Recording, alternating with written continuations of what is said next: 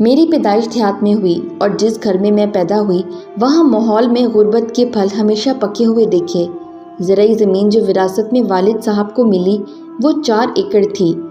ہم 7 بہن بھائی تھے جس میں مجھے ملا کر کل 3 بہنیں اور 4 بھائی تھے۔ غربت نے ذہن کو بھی مفلوج کیا اور شعور کے شہر سے بہت دور سب بستے تھے۔ ماں کے بارے میں یہ کہوں کہ ایک اللہ لوگ تھی تو بیجا نہ ہوگا۔ محرومیوں کا بوجھ ہمیشہ جسمانی مار پیٹ کی صورت میں جھیلا، لیکن نہ کبھی والد سے لڑی اور نہ گھر چھوڑنے کی دھمکی دی، حالانکہ میکے چند گھر چھوڑ کر ہی تھا۔ کبھی ماموں اس دکھ کو محسوس کرتے اور والد صاحب پر غصہ ہوتے تو وہ ایک ہی بات بولتے کہ سامنے بیٹھی ہے، پوچھو اگر میں ظالم ہوں۔ چھوٹی موٹی باتیں تو ہر گھر میں ہوتی ہے۔ والدہ سر جھکا کر اپنا وزن والد کے پلڑ میں ڈال کر ان کو سرخرو کر دیتی، جس کا پھل اگلی پٹائی میں چند دن کے وقفے کی صورت میں ملتا۔ جیسا کہ میں نے آپ کو بتایا کہ شعور کی کمی تھی، اس لیے رشتے کا احترام کیا ہوتا ہے کچھ پتہ نہ تھا۔ ہم لڑکیاں ماں کا دکھ سمجھنے کی جب قابل ہوئیں تو اس وقت سنہرا دور ان کا چاندنی کی بالوں میں تبدیل ہو چکا تھا۔ لیکن کہتے ہیں نا، جس کا کوئی نہیں اس کا رب ہوتا ہے۔ ایک روز ابا گھر پر حقے کے کش لگا رہے تھے کہ بڑا بھائی جو اب کاشتکاری دیکھتا تھا بڑے غصے سے اندر آیا۔ خلاف توقع گھر دیکھ کر ابا نے پوچھا کہ اس ٹائم کیسے آنا ہوا۔ ماں سہم گئی اور کہنے لگی کہ کھانا لیٹ ہو گیا ہے، آج ٹانگ میں شدید درد تھا، سوچا تھا کہ اسکول سے چھوٹا آ جائے تو اس کے ہاتھ بھجوا دوں گی۔ بھائی نے وہاں سے ہی جوتی کا نشانہ لگایا جو ماں کی پسلی میں جا لگا۔ ماں درد سے کڑھا اٹھی۔ اس لمحے ابا جی چلائے، اوئے حرامی تیری یہ مجال! اندر سے درانتی کھینچی وہ تو ہم بہنیں چیخی چلائیں۔ ماں اپنا درد بھول کر بیچ میں آ گئی تو معاملہ رفع دفع ہوا۔ آس پڑوس کی گھر سے بھی آنکھیں جھانکنے لگیں۔ عورت کی آواز کا چیخنا تو معمول تھا، لیکن مردوں کا شور پہلی دفعہ برپا ہوا تھا تو متجسس چہرے اور آنکھیں سوال کرتی نظر آئیں۔ بھائی غلطی کیا مانتا، بس یہی کہتا رہا کہ ابا تجھ سے سیکھا ہے کہ غصہ کسی بات کا بھی ہو نکالنا اسی عورت پر ہے۔ ابا کے چہرے پر کرب پہلی دفعہ دیکھا تھا۔ آنکھیں بھیگی اور پھر بڑی سی گہری خاموشی اختیار کر لی۔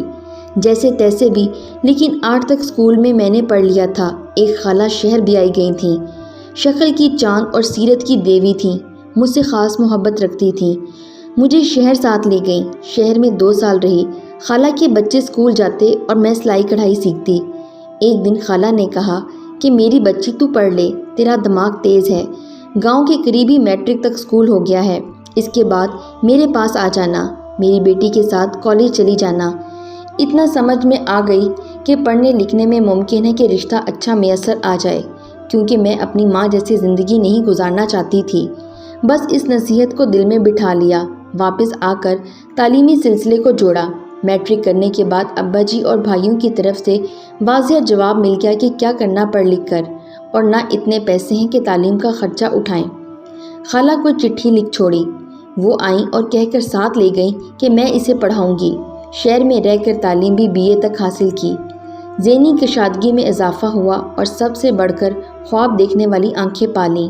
گھر واپس آئی تو چھوٹے بھائیوں کی تعلیم پر توجہ دی، جس کی وجہ سے انہوں نے میٹرک تک تعلیم حاصل کر لی۔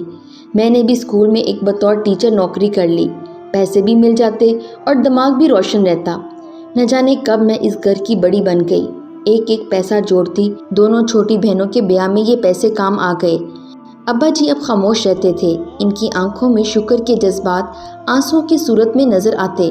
میں تو خود کو فراموش کر بیٹھی، لیکن ماں اور ابا جی نے ایک دن خاموشی سے بتایا کہ کل تجھے لڑکے والے دیکھنے آ رہے ہیں۔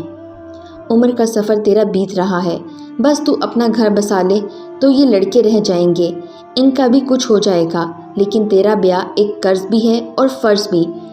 گاؤں کی لڑکی اس وقت BA پاس ہو تو دیکھنے والے اسے ایسے دیکھتے تھے کہ جیسے کوئی عجوبہ ہو۔ شکل میری ٹھیک تھی، شہر میں رہے سالوں نے سنورنا بھی سکھا دیا تھا، اس وجہ سے دیکھا اور پسند کر لیا۔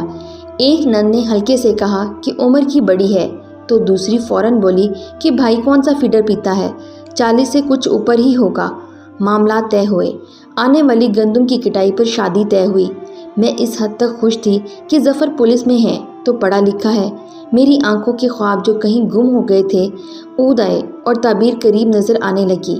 پھر شادی کا دن بھی آ گیا اور میں دلہن بن کر ظفر کے ساتھ اپنے نئے گھر چلی گئی۔ ہمارے گاؤں سے کوئی 50 میل پر میرا سسرال تھا، شہر سے قریب تھا۔ ظفر موٹر سائیکل پر تھانے جاتا جو شہر میں تھا، باتیں خوب کرنا جانتا تھا، سپاہی تھا لیکن کپڑوں کی آن شان سے کسی افسر سے کم نہ لگتا، لمبا قد، کچھ زرعی زمین بھی تھی جو ٹھیکر پر دی ہوئی تھی، گزارا اچھا چلتا تھا۔ ظفر کے اندر کہیں ایک گوار پن چھپا ہوا تھا، تمام تر خوبیوں کے باوجود جب اس کا گوار اندر سے آتا تو کہیں مجھے اپنے ابا جی کی جوانی کا عکس نظر آتا۔ میں سوچ کر سہم جاتی، 5 سال کے عرصے میں مجھے اللہ نے 2 بیٹیوں سے نوازا۔ عمر جوانی کی حدود سے پہلے ہی نکل چکی تھی، 2 بیٹیوں کے بعد قدرتی طور پر ماں بننے سے محروم ہو گئی۔ ظفر کو جب پتہ چلا تو چڑچڑا رہنے لگا، اس طبیعت کی وجہ سے اس کا گوار کہیں بڑھنے لگا۔ کبھی کبھار جو ہاتھ اٹھاتا تھا اب وہ اکثر حرکت کرنے لگا، لیکن جب میں دبا سا احتجاج کرتی تو ایسا سیدھا ہوتا کہ جیسے کبھی دوبارہ یہ غلطی نہ کرے گا۔ میں جانتی تھی کہ بیٹے کی خواہش اس کو بے چین کرتی ہے، اس کا اظہار کرتا بھی تھا، لیکن عجیب فطرت کا تھا۔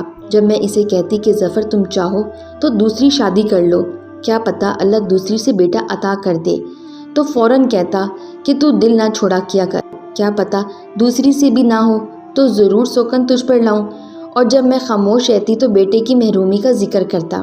سچ پوچھیں تو میں اسے سمجھ نہیں پاتی تھی، لیکن اس کی طبیعت میں چڑچڑا پن بڑھتا ہی جا رہا تھا۔ میں جو اس کے اندر کے گوار کو پڑھ چکی تھی، اس لیے اب اس سے اور بھی زیادہ خوفزدہ رہنے لگی تھی۔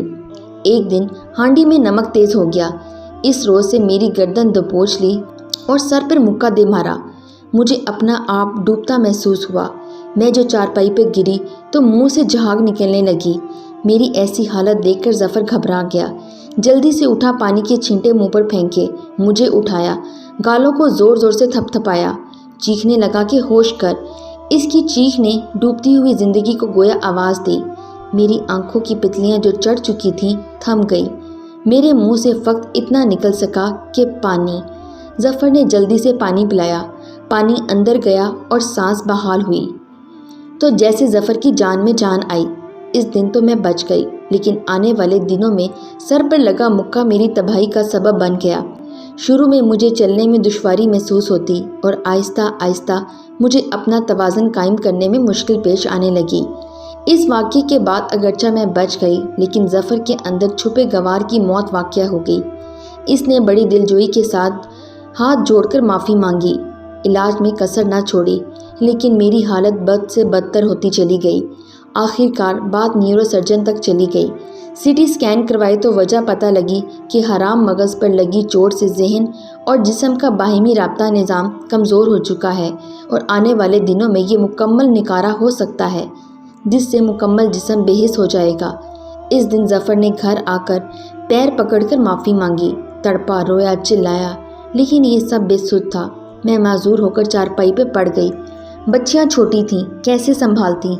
میری ماں اپنی بوڑھی ہڈیوں کا بوجھ اٹھائے مجھے سنبھالنے آ گئی۔ سال بھر گزرا تو ایک دن ابا جی میرا پتہ لینے پہنچے۔ ہم تینوں نے ایک فیصلہ کیا۔ رات ظفر جب ڈیوٹی سے واپس آیا تو ابا جی نے اسے کہا کہ ظفر، ہم نے یہ فیصلہ کیا کہ تو دوسری شادی کر لے، اسے ہم اپنے گھر لے جائیں گے۔ میری گھر والی کب تک یہاں بیٹھے گی؟ بچیاں بہت چھوٹی ہیں، تو شادی کر کے دوسری عورت لے آ جو تجھے اور ان بچیوں کو سنبھال لے، اور اس کو میرے گھر میں جوان بہویں ہیں جو مل جل کر اسے سنبھال لیں گی۔ ظفر نے کچھ تعمیل کے بعد حامی بھر لی۔ ایک رخصت ہو کر آئی تو دوسری رخصت ہو کر چلی گئی۔ ہوٹر بجاتی ایمبولنس مجھے اسی گھر میں منتقل کیا جہاں سے کبھی میں کار میں رخصت ہو کر ظفر کے گھر گئی تھی۔ زندگی بھاگتی تھی لیکن میرے لیے رینگتی تھی۔ 2 بھابیاں دن کو دیکھتی، رات کو ماں۔ ظفر ہفتے میں 1 دن بچیوں کے ساتھ آتا اور کبھی کبھار میری سوکن کو لے کر آتا۔ ہر دفعہ معافی مانگتا اور میں خاموش ہو جاتی۔ پتہ نہیں کیوں وہ اس بات پر اصرار نہ کرتا کہ میں اپنے منہ سے کہوں کہ میں نے اسے معاف کر دیا۔ میری زبان سے کیا کبھی دل کے آخری کونے سے بھی اس کے لیے معافی کی صدا نہ آتی؟ جب بھی سوکن کو ساتھ لاتا تو میں اس کے پیٹ کو دیکھتی جو بڑھتا جا رہا تھا۔ اس لمحے مجھے ایسا محسوس ہوتا کہ میرے جسم سے اترنے والا ماس میری سوکن کے پیٹ میں بچے کی صورت میں منتقل ہو رہا ہے۔ میں سوکھ کر پنجر بن گئی اور میری سوکن 9 ماہ کے پیٹ سے۔ آخر وہ دن بھی آ گیا کہ ظفر کا بیٹا پیدا ہوا۔ بے حد خوش تھا۔ مٹھائی کا ٹوکرا لایا، گاؤں بھر میں تقسیم کیا۔ اس دن مجھے یقین ہو گیا کہ یہ بیٹا میرے گوشت سے جو میرے بدن کو چھوڑ چکا ہے اس سے بنا ہے۔ چھلا پورا ہوا تو ظفر سوکن اور بچے کے ساتھ مجھے ملنے آیا۔ سوکن نے بچہ میرے اوپر لٹا کر کہا، یہ ہمارا نہیں تیرا ہے، اور میرا یقین کامل ہو گیا کہ اس کا بدن میرے گوشت سے بنا ہے۔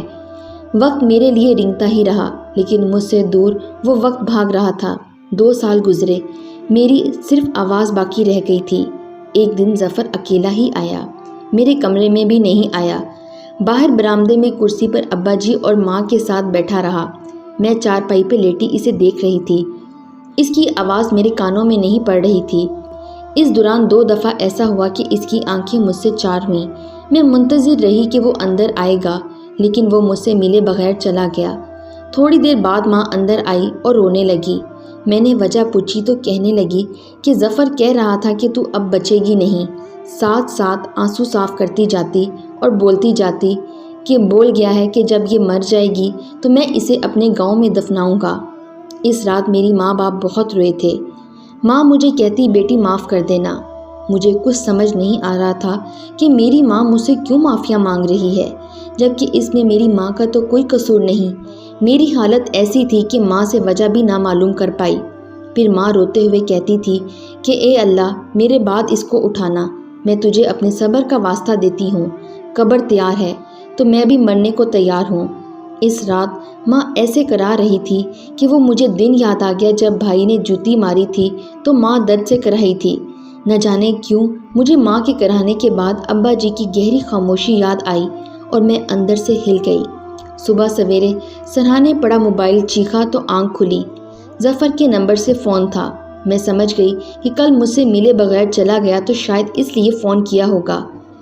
میں نے کال اٹھائی تو دوسری طرف سے میری بیٹی کی آواز تھی جو روتی ہوئی بتا رہی تھی کہ صبح ڈیوٹی سے آتے ہوئے ابو کا موٹر سائیکل پر ایکسیڈنٹ ہو گیا اور وہ موقع پر ہی دم توڑ گئے۔ سوئم کے بعد بھائی نے بتایا کہ گورکن بتا رہا تھا کہ ظفر چند دن پہلے آیا تھا اور کہہ گیا تھا کہ چاچا ایک قبر تیار رکھنا، کبھی بھی ضرورت پڑ سکتی ہے۔ اس کے بعد سے اب تک اس گاؤں میں یہی مشہور ہے کہ پولیس والا بڑا اللہ والا تھا کہ اپنی موت کا اسے علم ہو گیا تھا۔ میں اب بھی زندہ ہوں۔ دونوں بیٹیاں میرے پاس آ گئی ہیں اور ایک دن میری سوکن آئی اور ظفر کا بیٹا میری گود میں ڈال گئی، یہ کہہ کر جہاں اب اس کا رشتہ ہو رہا ہے وہ لڑکے کو قبول نہیں کر رہے۔ میرا یقین اب کامل ایمان میں بن چکا تھا کہ یہ بچہ میرے گوشت سے ہی بنا ہے۔ میری ماں ہر وقت مجھے دیکھ کر روتی ہے اور اکثر میرا ہاتھ پکڑ کے کہتی ہے، بیٹی مجھے معاف کر دینا۔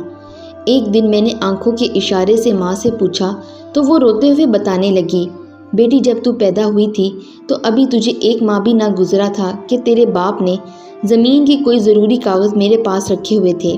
ایک دن تیرا باپ گھر آیا اور شور مچانے لگا کہ جلدی سے مجھے وہ کاغذ اٹھا دو۔ میری طبیعت خراب تھی اور مجھے بھول گیا کہ میں نے وہ کاغذ کہاں رکھے ہیں۔ میں نے یہی کہا تھا کہ ذرا طبیعت ٹھیک ہو جائے ڈھونڈ دوں گی، بس اسے غصہ آ گیا۔ اس نے میری طبیعت کی بھی پرواہ نہ کی اور مجھے بہت مارا۔ ماں سسکیاں لیتے ہوئے بتانے لگی کہ تیرا باپ بہت ظالم تھا، اس نے مجھے چارپائی کے ساتھ باندھ کر ڈنڈے سے مارا تھا، جس کے نشان ابھی تک میرے جسم پہ ہیں۔ میں نے کبھی تیرے باپ کو جواب نہیں دیا، چپ کر کے روتی اور سہ لیتی۔ بس اس دن تو تمہارے باپ نے حد کر دی تھی۔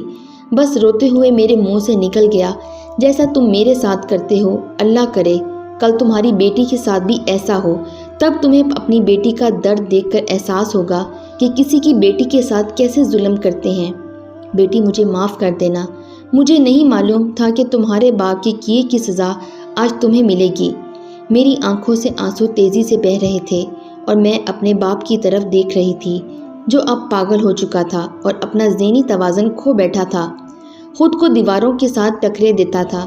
بھائیوں نے اسے زنجیروں کے ساتھ باندھا ہوا تھا۔ میں بس اتنا پیغام دینا چاہتی ہوں کہ خدا کے لیے اپنے ہم سفر پر ظلم مت کریں، ان سے پیار کریں، یہ بھی تو کسی کی بیٹیاں ہوتی ہیں۔ کوئی غلطی بھی ہو جائے تو خدا کے لیے درگزر کر دیں، اپنے ہم سفر سے محبت کریں، اس سے پہلے کہ کل کو آپ کے کیے ظلم کی سزا آپ کی بیٹی کو ملے اور وہ درد آپ برداشت نہ کر پاؤ، اس سے پہلے ہی سدھر جاؤ۔